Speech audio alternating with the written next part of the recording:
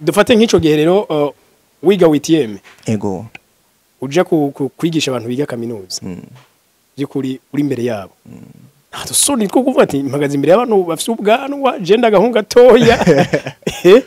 haraba mama haraba papa uri kurabigisha icongereza yego byukuri naragira amasoni navuga ati none nkikenga navuga ati imyaka yanje amashure yanje nabandi imbere imyaka yabo amashure yabo nkavuga ati ibintu ntibishobora kuba bishoboka ariko nasanze yuko nigikoresha utubereza kugira dushikire byo dushaka bisona umuntu wese arakeneye inzira kugira shikano kanaka iki rero iyi ni inzira international umuntu wese wabura umurundi whatever you are whatever nationality you have whatever you are you need it urabikeneye kandi ubikeneye biri avance ama ntegerezwa kwifatira umwanya wo kwidevelopa jewe nyuma yaho ntegerezwa kuca nandika business plan kintu ngene kugira ngo ikintu kibe sinahereye ku mahera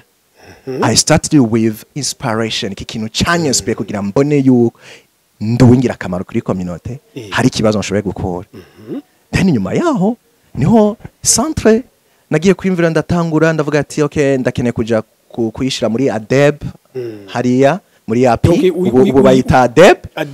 ndavuga ati ntegerezwa gukurikiza amategeko ya leta kugira nze ndariha n'amatax whatever you see ndagenda muri kirabaye entreprise kirabaye entreprise mu ijambo twebwe turakwita turaguha umwanya ukwiriye kandi tukakwigisha sero n'ubuzima bwawe urukurabamo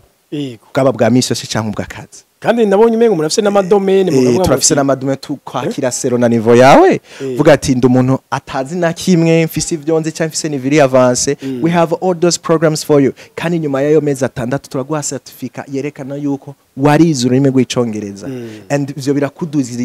birakudugiriza CV your CV first capital ni ikintu bita mindset intango ufite ntabwo ari amafaranga intango s'amafaranga intango is a mindset your mentality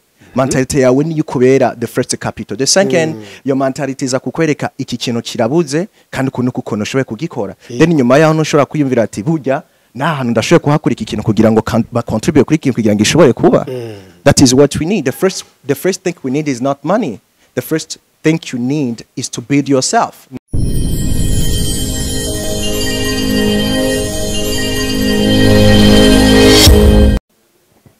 Okay, yes. Tubaramutse tubifuriza amahoro y'Imana n'abantu maze yongereka amagara meza n'amafaranga. Uno munsi bagenzi nkuko mubizi kuri Kaciro Media twama tubazaniye abantu batwigisha iterambere, batwigisha development personnel. Ni gute iki kintu ntari ndakizi no kimenya kandi ugasanga ntibivuna muga abantu barabikenanye. Rero uno munsi tuzanye Steve naishakiye ngiye kutuyagisha Steve tugwikaze. Hello abanwanyi bose ba Agaciro Media ku kazina kanje banyita Steve nahishakiye ko babivuze habe no munsi ndatewe iteka cyane no kuba natumiwe nabo ndumva yuko hari byinshi tugiye gusangira ego urazi ko kubera ngira ngo menyere kuvuga icongereza naho uri kuravuga umengo icongereza ikirundi gihakwa kuba icongereza no it's so maybe nibaza yuko mu gihe ikintu usanzwe ukibamwo ukagira umwanya ukwiriye naco kirakwiye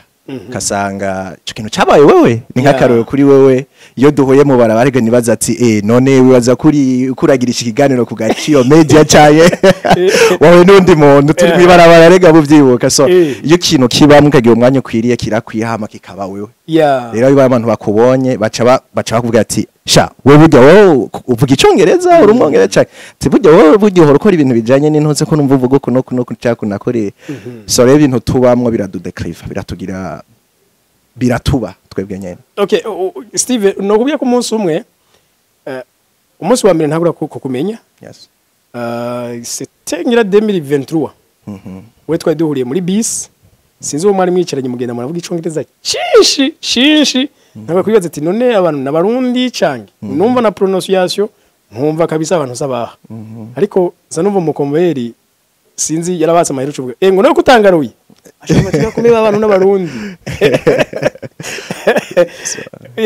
Steve kurundi ruhande rero kimwe mu byatumye tushaka gutumira ngaha ngo muze tuyage nuko twamenye ubuhinga bwanyu n'ubushobozi bwanyu mu gufasha abantu ibintu bijanye n'ururimi rw'icongereza ururimi mpuzamakungu hajya Steve ngo mwatanguye kwigisha icongereza gushika no muri kaminuza mukiri muri secondaire. Ego cyane novuga yuko natanguye kwiga icongereza nega mu mwaka w'indwi muga maze kuva mu mwaka w'indwi nkaje mu mwaka w'umunani niho naciye ntangura kuza nanje ndigisha. Nizo mwaka umwe icongereza kandi sinovuga ko nagiye kuvyiga ngo mwishure canke za nguvu nyene umuntu yishira mu giti cyo kugira ngo yiyedike. Novuga yuko nabaye umuntu bita self-taught person, umuntu yigisha ku giti ciwe biciye mu bundi buryo nko mu bitabo canke ibitubona ku ma media kuko ibi birigisha cyane canke hajya wegera bavuga ngo nta mukuru abura mukuru yiwe kuvuga ati burya ndafise ico nkeneye hama uyu muntu arafise icaza ansumbije kandi ashobora kunshikana. Niyo system nakoresheje yo kumva yuko sishoboye hariho abashoboye kunsumvya ndabegeye kugira ngo bashikane aho nshaka. Rero navyize umwaka umwe ukaba wari utanguye kuronka ivyo kwigisha naho abandi. Yes, ikintu cyose ni nguvu n'umwete. Iyo ikintu ugikunda ukafise objective kashiramwo intege kagira umwete byose birakunda nta kidashoboka. Nta kintu na kimwe cyari kidashoboka mu gihe wizega kora. Kuko iyo uvuze ngo shaka kubiki nta na kimwe urakora then ntibizi ko nyene birasaba ibikorwa ukwizira kujana n'ibikorwa. Iyo tudakoze ntaco dushikako. Jire nagize ikintu bita ukwizira n'ibikorwa, kwizira yuko nshoboye gukora ibintu vyanje mu congereza hama kumva yuko kugira ngo shikiri objective ko ntegezo gushiramo effort. That is what we call hard works in mirimo y'inguvu. Hama ikindi kirenze sinovuga ko nashizemo imirimo y'inguvu gusa hari ikintu bita smart work ni vyandi ukora ibintu harimo strategy ukavuga ati ya strategy so niyo kuvuga ati burya umuntu no mwegera burya iki kintu no kironderera naragize ubwenge bwo kumva yuko no rondera abantu bansumvye bakamfasha no kumva yuko hari ibibanza bisanzwe bikora ivyo bintu kugira ngo bifashe kugira nevel iwanshikire objective yanje. Good. Yeah. Okay. Jemwe ari nkaho hari ikibazo cyo ntango babwira. Steve ahantu wari wakuriye. Shobora ko ari ahantu mu giti ebana ngira ngo ikirundo utacumva kenshi. Sinavuga je nakuriye ngaka kumusaga. Kumusaga igiswahili si cinshi, igifaransa si cinshi. Icongereza sinokubwira. Oya anakuriye muri communauté y'ikirundi cyane. Ubu aho abarundi nyene bari benshi cyane. Niko bakunda kuvuga ngo abanyamusaga n'abaguruguru we nawe warabaye umuguruguru mu bindi ndazi. Mucume ntaca gusamaje we. Burya ubuguruguru buratandukanye. Ubuguruguru buratandukanye. Ubuguruguru novuga yuko ari bita gushira isoni. Rero abantu bashira isoni mu buryo butabateza imbere nandi bashira isoni mu buryo bubateza imbere. Gushira isoni bisona gukora ikintu kanakigaragaza. Jewe narakoze cyane mu buryo bwo gushira isoni mu buryo bwo kuciga kugira ngo shikira objective yo wanje kandi harahongeze kamera. Okay, dufate nk'ico gihe rero wiga 8eme. Ego. Uja kwigisha abantu biga kaminuza. Byukuri uri imbere yabo. Ntato soni two kuvuga ati mpagaze imbere y'abantu bafite ubwanwa genda gahunga toya. Haraba mama, haraba papa. Uri kurabigisha icongereza. Novuga yuko iyi kintu kuragitangura intangira goye. Intango misi yose iragoye. Intangira saba inguvu. Intango birasaba yuko utabikora neza hamwe kananirwa. Mugabo ikintu kigenda kugukomeza no kumva yuko icizere cyakuze muri wewe ni hajya kenshi wagoye ukaguma haguruka. Yego. Vyukuri naragira amasoni navuga ati none nkikenga navuga ati imyaka yanje amashure yanje nabandi imbere imyaka yabo amashure yabo nkavuga ati ibintu ntibishobora kuba bishoboka. Ariko nasanze yuko ikintu cyamaze kuba wewe burya n'abantu ntibaza kuraba imyaka yawe canke hibaza gutinya kijya kintu kiri muri wewe. Kameme nyuma y'imisi kame barabona yuko hari ico nshoboye kuba partage. Nyuma y'imisi nagiye kubona yuko maze gutangura kwigisha niga 8eme nkashinga ya club muri ngaho kumusaga nkatangura nigisha nkabona bamwe nigisha baratanguye nabo kugenda kwigisha cyo baragiye gukora ubuzi bwabo nkagiye nagiye kuvuga ati bwabo ndi rero ico niko ndakora ni impact niri kuri community. Nyuma yaho revye byace bideclive bibajewe na confidence kiraduga bivanye niki na resultat ndiko ndashira muri community y'ivyo icondi nagishize mu bandi. Wow. So it's like I think tuba dukwiriye kugira amasoni n'ubwoba mu gihe ivyo tuko turakora atari ivy'iwacu canke atari twebwe muga mu gihe kiri kurakora ari wewe kandi kirisanzwe kiri muri wewe gifatanye nawe muri ico gihe ntabwo dukwiriye kugira ahubwo dukwiye guhagarara tugashira amanga tugakomeza n'abantu bakaza bakajya kuri twebwe kumigisha yacu kuri assets zacu niko tuca tuzita assets bisobanura ikintu kigenda kwinjiza cyane so ivyo rero vyampaye icizere kinye ku buryo nagiye kubona yuko ndafise na capacity yo kumva yuko nshoboye kuba entrepreneur nakoresha urwo rurimi apana mu buryo bwo kwigisha gusa mu mashure muri club gusa yuko nshoboye no gushinga umugambi biciye muri ivyo so it's like mu gihe ikintu rukura kibamwe then it develops in your kiri develop muri ku buryo kikwereka how you have to survive gute ushobora kuba muri ubuzima ukoresheje ico kintu kiri muri kabisa kandi ivyo kesho bimenya nuko wagitanguye ugikora kameme ikintu cyose kiza mu gihe wagiye kuri terrain utagiye kuri terrain ngo uje kuri background utangure ushire ugaragaza ico ushoboye ico gize iki nta muntu numwe azokumva yuko you are the person of value you become the person of value mu gihe wewe wigaragaje muri komino kerekana ati burya jewe iki kintu ndagishoboye nimuze kuri jewe so rero usanga kenshi bigoye kugira tugira iryo tangurira cya tugira iyo confidence cyangwa mvuye ko twomanza kumaramara kugira one day ntituze tumaramara cyangwa yumva yuko twogwa kugira one day tuzogume duhagaze so the people are afraid of failure abantu benshi baratinya kunanirwa and they need to do things better very first time barashaka gukora ibintu neza cyane ku nshuro yawe ya mbere cyane they want to start very highly bashaka gutangura bahere hejuru no you start small utangura buke buke but don't stop dreaming big no nureka kurota binini kugira ngo ugahera hasi kugira vyandi bintu zubishikira so I started small mugana dreaming big kuvuga ati from the English club hategezwa kwa ikintu bita foundation or the organization iri international tegezwa gufasha ibihugu bibanye canke biri kure na hariya na hariya pana mu vy'icongereza ngo but even there are things dukeneye mu buzima nk'uburongo nko kwiga ivy'uburongozi education muri rusange ico ni ikintu twama dukeneye mu buzima bwacu canke ikintu bije no kwiteza imbere entrepreneurship tuna yuko we have the scarcity of jobs rafise ubuzi buri hasi cyane ubu ntabwo ushobora kuronka muri leta whatever it's up to you yo kwicara kugira ngo wiyumvire think ukoresheje cha kintu kiri muri wewe cha kintu wumva yuko kirashoboye gufasha benshi something of value kikaba kugira ngo hari umuntu gifasha ntonze abantu babiri bavuze bino bintu bibiri umwe yagize ati iyo uri mu bantu bashika nk'ijana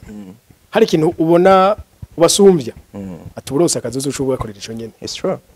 yes it's true kuko ndizira everybody is unique umuntu wese ari unique so the way we see the life is ko ntituyibona ubuzima mu nzira imwe hari hababona too small n'abona too big then abantu babona too big ba have opportunities mu gihe bumvise yuko bashoboye kuba motivated yo kumva yuko bara challenginga yuko ico kintu bashoboye kugitangura nubwo atamera baba bafise kugitangura mugaba gatangura small kuko nabonye the first capital is not money the first capital ni ikintu bita mindset intango ufite ntabwo n'amafaranga intango s'amafaranga intango is a mindset your mentality yawe ni yukubera the first capital the second your mentality is akukwereka iki kintu kirabuze kandi kuko noshoboye kugikora then nyuma yaho ntushobora kwiyumvira ati burya nahantu ndashoboye kuhakora iki kintu kugira ngo ba contribute kuri ikintu kugira ngo ishobore kuba that is what we need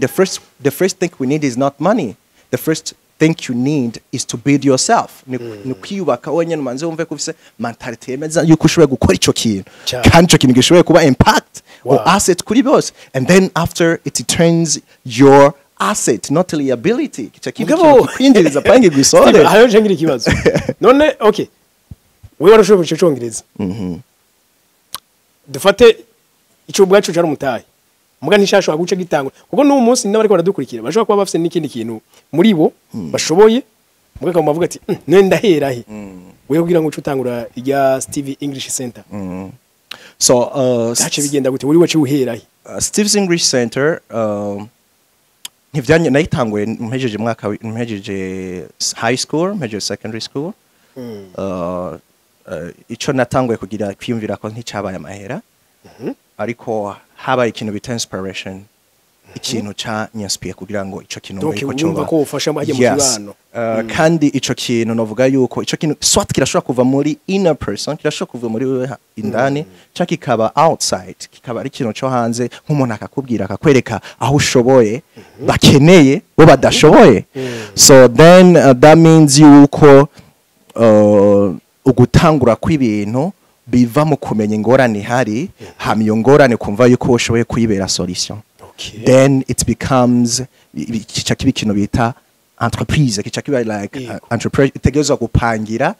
imigaho nkavuga ati ntegerezwa gukora iki nk'akarorero business plan avuga ati hazokenerwa bizogenda uku kenshi hari ikibazo cyama kiba kuri twebwe ni nta buryo mfise nta mahera mfise ivyo birakunda kuba ni vyiza ariko mu gihe wamaze kumenya kugira kubona ico kibazo neza kabona yuko ari uri solution burya solution zose ziraza kuza kuri zivuye mu vyumviro vyawe so twaza kubona yuko hari ikintu ushoboye kugenda kubwira bank nk'akarorero uko ama bank na yacu it's all ndafise umuntu amaze gukora amahera menshi kubera bank nta mahera namwe yagiye gushira kuri konte muga bank yaramufashije kugira ngo yubake ubutunzi bwe yarakeneye byose yakoresheje mentality so ibintu byose rebihera mu mutwe s'amafaranga ibintu byose era mu mutwe hamaze gushira icyo kintu mu mutwe kumva yuko wifitiye icyizere confidence yo kumva yuko urashoboye guhera aho ushoboye then ikindi naco ni hari abantu bashobora kwizera mu ndoto zacu turafise abantu si bose bashobora kwizera mu byo ushoboye si bose bashobora kubona yuko like urashoboye gushikiriza ndoto zawe no je mu gutangura Steve's English Center namanje kugira ico kimwe ndabona yuko abantu barakeneye kwiga ururimi rw'icongereza narijya rimpuza kugira ngo bibafashe gushikira indoto zabo zaba zo kugenda kwiga hanze canke kuba hanze canke gukora ibintu vyacu byo mu Burundi bikamenyekana ku rwego rw'isi komsa bikatworohera no kuduza ekonomi y'igihugu mu buryo bworoshe ko burya mugenzi wa niya bari hanze akaba ariko arakora karonka devise nga even the government is earning na guverinoma ibiki iraduga muri ubwo bugende everybody's ubuzima buragenda uko nyene bamvuze ati Congereza rero kirakeneye yuko twebwe abarundi tuciga kugira opportunity zigwire kuri twe no mu Burundi bwose then no muntu yanyeretse none Steve ko washinze ama club yigisha ku buntu twe natwe dufise ubuzi gute twe dushoboye kuriha n'amahera ku kwezi gute I was like, oh, that's a good idea. That is the job after my school. Akoliko kazi kanje nyuma y'ishuri. Wow. Then right out there, later on maze guheza amashuri. Kandi mbega ivyo ntavyo uri wari imbere ivyo je nawe nari imvira mvuga ati nzofasha aba jeune bayike icongereza batandishe bakimenye hama bagende tume indoto zabo ziri right. Gusa nyuma yaho I was springing small and doing the manalize I'm going no Steve, you know what? Ndikorera ivyanje. I want to pay you for your time. Shaka kuriha umwanya wawe uza gufata urukuranyigisha then iyumvire ikibanza uzokoreramwo iyumvire nivyo uzokoresha je amasanzo bashitse hamutangwe kwingisha ndakuriha amahe now I saw wow kumbe I can even teach abantu bo hanze whatever and things like that nako niga ibintu bijanye n'indimi mw'ishuri naragerageje ndagerageza uko nshoboye ndaheza maze guheza none aceni cyane naramaze nk'imistari mike fata umwanya wo mwijoro so it's like ninyuma nimbere yo kutangura ikintu kakigaragaza hanze byose bihera kuri we work on yourself uramanza ukidevelopa we kugira wumve yuko ari ikintu wamanza gushira hanze muri community you see what I mean so ndafashe umwanya ndi developer ndavuga ati il faut yuko ndafata nk'ikarto zitatu z'ibitabo ndashira ngana avuga ati ngo bamare nk'ukwezi course I have to read nigisha ibintu nzogenda guhagara imbere y'abantu nigisha kugira abantu bazobona yes for sure I'm being contained ndiko nduzuzwa n'ikintu kana kivenga so novuga yuko inspiration kugira nubake Steve's English Center yavuye mu muntu yabonye ico nshoboye gukora second of all bica binyereka yuko I have to think deep about it ntegerezwa kuvyiyumvira byagutse kuri byo hama ntegerezwa kwifatira umwanya wo kwidevelopa jewe nyuma yaho ntegerezwa kuca nandika business plan kintu ngene kugira ngo ikintu kibe sinahereye ku mahera I started with inspiration ikintu cyanyespe kugira mbone yuko nduwingira akamaro kuri community hari kibazo nshoboye gukora then nyuma yaho niho centre nagiye kwimvira ndatangura ndavuga ati okay ndakeneye kuja kuyishira muri ADEB hariya muri API ubu bayita ADEB ndavuga ati ntegerezwa gukurikiza amategeko ya leta kugira nze ndariha n'ama tax whatever you see ndagenda muri kirabaye entreprise mw'ijambo so nyuma yaho niho naciye mvira ati none eske bansaba amahera ngana gute hariya mbe kibanza noheramo n'icahe abantu nkene gukura ibibazo vyabo ni hehe ikibanza ntegezo gukura gute mbega baza kwiga abaza bonga gute mbe bondi hagute vyogenda gute sinda bavune cyane nawe nje nibamva ibintu nk'ivyo nivyo utegerezwa kumanza kumva yuko urazi kandi urashoboye kandi kamenya ikintu cyose ukeneye kugira ngo shikire uco shaka so naramenye ico nkeneye nuko ntegerezwa gushikira ico nshaka kamsa yaho rino ncinumvira ninde muntu yizira mu byo nshoboye yuko bishoboye gufasha benshi no gushika ko henshi guverinoma abagenzi ababanyi abandi niwaho umuntu ashoboye kumva yuko yoterera yo ama association nyene hari no bavuga ati burya ni mungurane mu mpingurane bashe rega ndafise umugambi uzogenda neza narizerera mu mugambi wanjye ati bizokunda ndavuga ati je burya na reverend y'ukwezi ni nimugire ubwoba haci aba nundi mugenzi namubwira ati burya jewe ndafise entreprise aravuga ati wow it's a good idea go for it kugira abagenzi beza bizira mu ndoto zawe ni vyiza bavuga ati ndagutereye igice cha avance baransunika so nuko vyagenze nyuma yaho Steve English Center iratangura yabaye entreprise itoro ikintu cyose kiriko kiratangura kifete ni nko urabona uteye urubuto ntiruca rukoroganya uravomera ukavomera kavomera gushika naho gitangura gukora avuga atego mugo karinda ati none icama kwe kidasohoka so byarantwaye nk'imyaka 2 kugira numve yuko ndatangwe kuza ndabona ico nari narashize ku rupapuro mvuga ati nzora ninjiza yamera ko kwezi ubu rero navuga yuko ye centre irahari ikorera ngaha muri ville kuri ABC building avenue de l'Amitié muri niveau 4 E17 biri kirafasha benshi bamwe ubu bariko hari abamaze kujanze kwiga bariko barakora abandi bamwe bariko bariga bongira bakora abandi biriko biraborohera kwiga mu mashuri ngaha munyene mu Burundi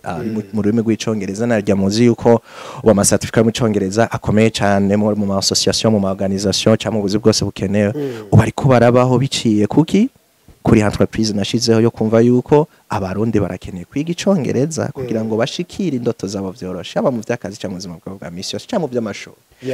so ubushize Steve hari rimwe mu mashira hamwe ngahi Burundi nabonye rifise abantu bakora muri etazini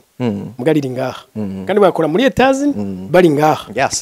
ico basabwa abo bantu ko nabonye kumenya icongereza no kubuzi gukoresha imashini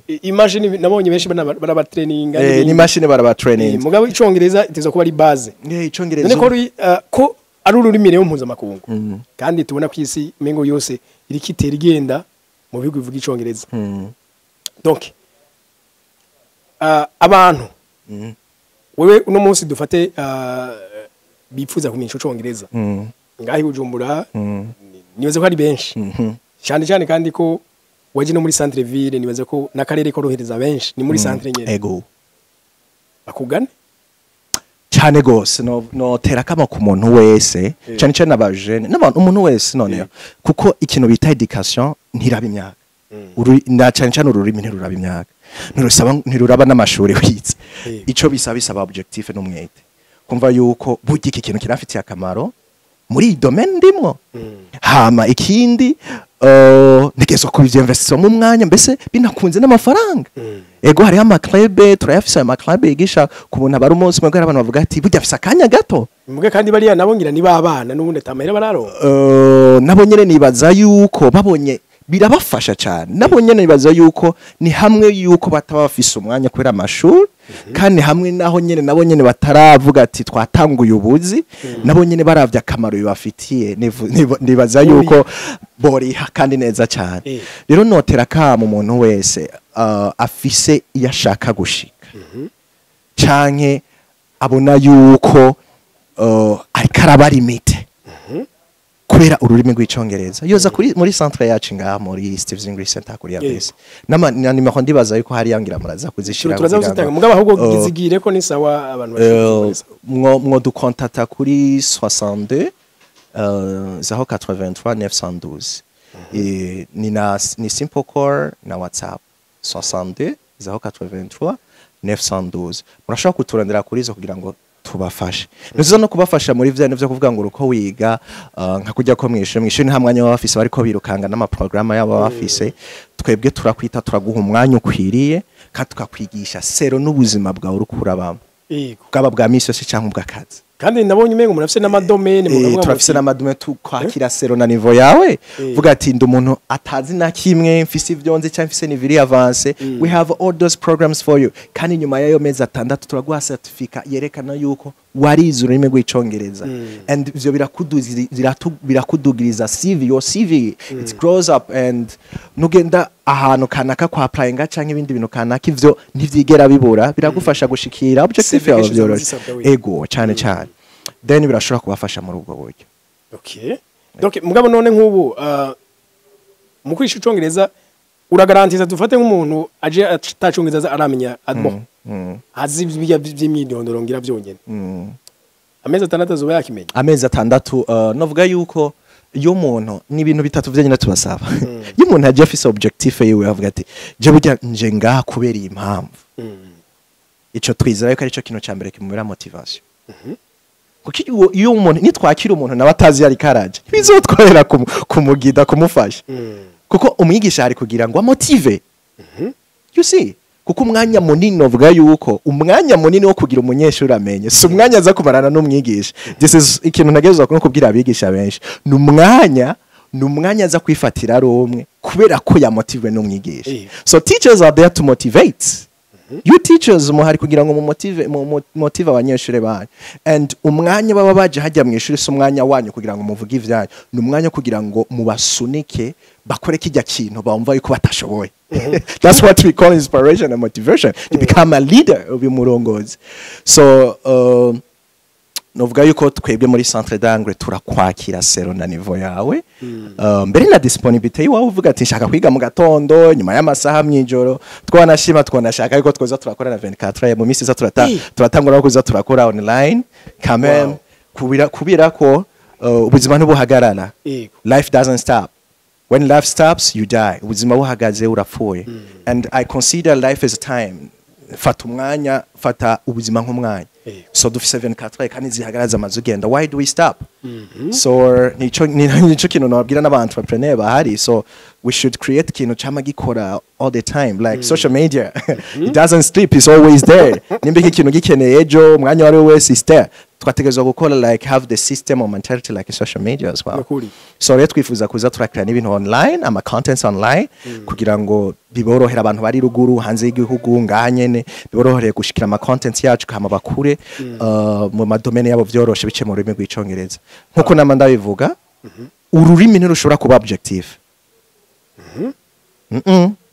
nta gihe ikirundi ngishobora kuba objective y'umurundi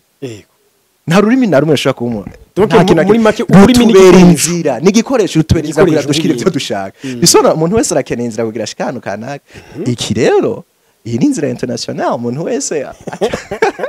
wabura umurundi whatever you are whatever nationality you have whatever you are you need it urabikeneye kandi ubikeneye biri avance hama bikorohera kumva yuko you are becoming the source of access to the whole world ukuraba isoko novuga giterambere kwisi yose. Steve hajya mwe nko mwigisha icongereza kandi muzi n'ikirundi umva mwizo ndimi muzizi zose ego donc mushobora kwigisha umuntu akaba ugira interpretation ego yo tufise ama program atandukanye murakoze kubinyibutsa ego turigisha ico congereza cyo mu buzima bwa misi yose